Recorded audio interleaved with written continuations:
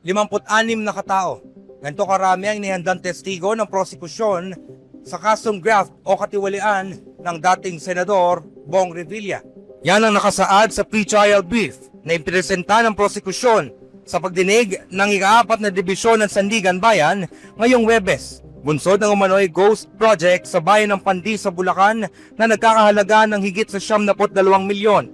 Ayon kay Cristina Maralag Batacan, isa sa mga prosecutor ng tanggapan ng ombudsman, nakapanayam na nila ang ilan sa mga testigo pagkatapos pa lang ng pagbasa ng sakdal kay Revilla.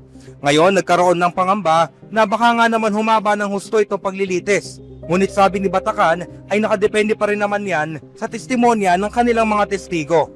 Aniya kung yung isang testimonya ay corroborative lang o para lang sa pagpapatibay ng isang salaysay ay baka pwede namang maisantabi na muna ito nang sa gayon ay mabawasan ang mga araw ng pagdinig.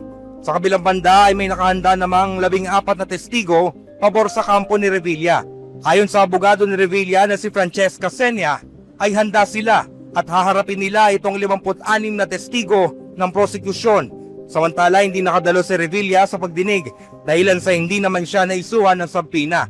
Sumipot naman sa pagdinig ang dating kawani ng DPWH na si Bryce Hernandez na kapwa-akusado ng dating senador.